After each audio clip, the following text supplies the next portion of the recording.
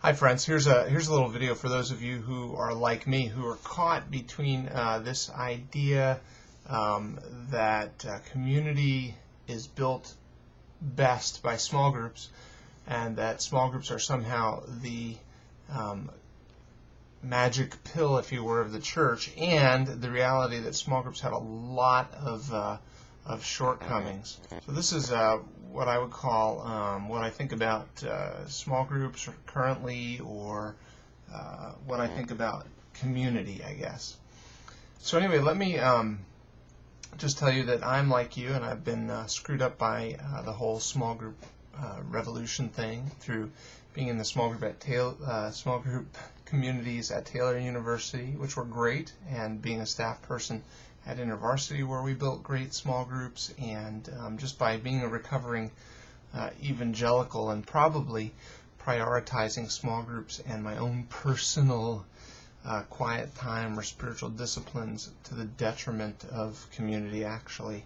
I'm ready to say that small groups and a personal relationship with Jesus are very important, and I wouldn't mock those at all, but they're not the only important thing in building community, or even the most important thing, or more important things. There are many important things in building community. Before I go on with three simple things, I want to share with you some books that have been very helpful to me. Dietrich Bonhoeffer's Life Together. There have been so many printings of this bad boy that I don't even know which one to recommend to you, but there's one. Christine Pohl's Making Room. This is How to Recover Hospitality, which is a great way to build environments for community. Hospitality, it's very simple. Give somebody a cup of water. The Search to Belong, which I most recently read and probably is mostly affected me. Myers takes his theory way too far, but it's strong theory. Fun read. Leonard Sweet, he's always whacked out and fun, but this 11 Indispensable Relationships is good. Mentoring, probably this is Beale's book, is probably the best one I've ever read on mentoring, and it encompasses the whole chemistry and non-directive thing that's so critical at this level of relationship. It's not coaching, it's mentoring. If you need coaching, you need to see Jim Griffith, and here's his book on 10 Most Common Mistakes Made by New Church Starts. This has some good stuff on community and how to build it. Scott Boren, here's your book on small groups, how to build relational small groups rather than curriculum or Bible study small groups, but places where community can be built. I love this book. Touch Publications. And then Frazee has some very compelling ideas. He helps digest some research on why community and community groups are suffering in the United States, and puts it into a thing. Now, don't take his rigid, here's how you make a small group theory, that you need those three elements. They're important, but this is not the silver bullet, and I think he's a little bit rigid about small groups, about that. And Making Room for Life, this is just more how can you do the connecting church from a personal level in your own life.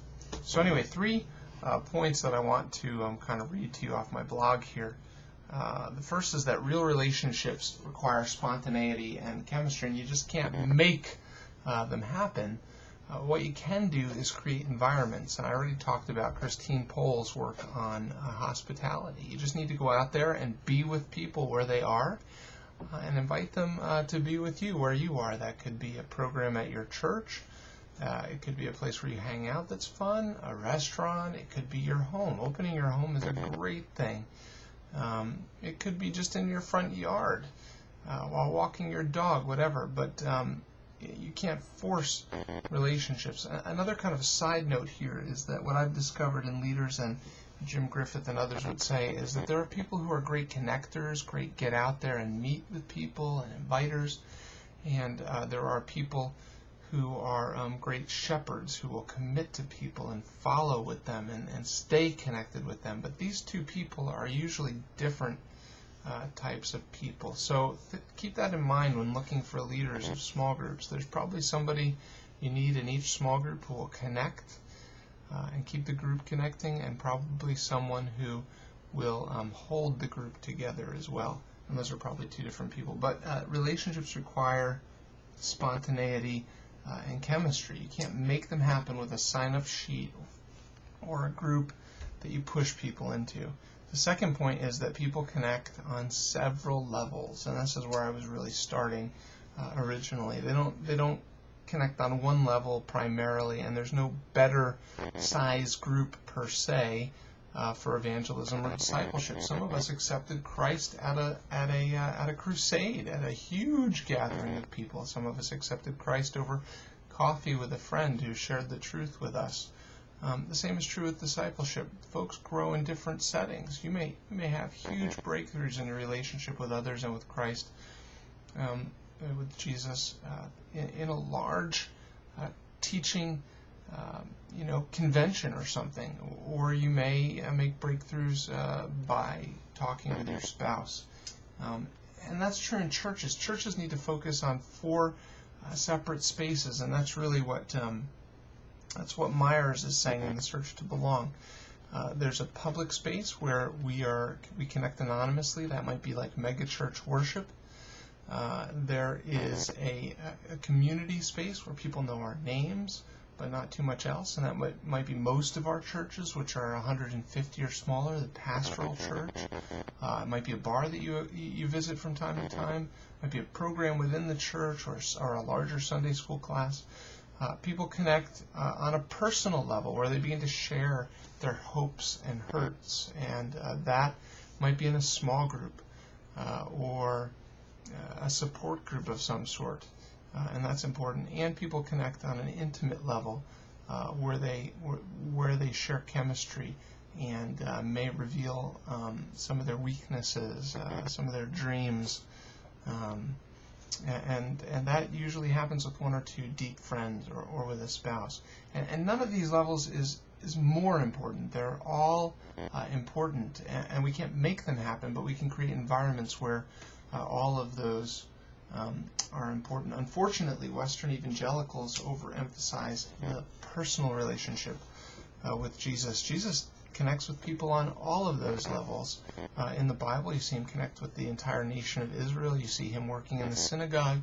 You see him with his disciples, and you see him with one disciple taken aside, or one person. Many churches, unfortunately, focus on worship on one hand and small groups on the other, and there's no mid-sized group, and there's no mentoring program. We need to create churches that do all of those, and I really, truly hope and pray that Trinity that we're planting here will have a space on several levels where people connect. Finally, that's probably a continuum rather than 4 distinct spaces. So the second point is that people connect on several levels, and none is probably more valuable to discipleship than another. And finally, the more intimate the connection level, the fewer folks you'll find there. A lot of churches judge their small group program as a failure because only 30% of the congregation is engaged in it. Unfortunately, this is a law of nature. I would say you're doing awesome if you have 30% of your congregation engaged in small groups. I'd be very excited about that. I wouldn't leave it at that, but I would be excited about that. As a pastor, I've always mentored maybe 10 or 12 people, but I've preached to hundreds, and that's just how that works. I have one wife, I have several friends, I have many groups that I'm part of, and I probably have, who knows, 1,000 acquaintances. I don't know. That's probably exaggerating, but that's how it works. So anyway, this is all very academic, and yet it comes out of my experience as well, and I think probably your experience. So let's give this a shot. Let me know how you feel. I've got a new poll on my blog as well that you can respond to. And in closing, I think that the trick is to create environments, to choose the right leadership, to recognize that you need various different size groups, to let things happen naturally, and to be happy with the results that Jesus and the Holy Spirit provide naturally and normatively, rather than forcing people into one particular program, whether that be mentoring or small groups. So anyway, I hope Trinity will be that kind of a church, and I hope you'll continue to pray for and support us. God bless. and check back soon. Bye.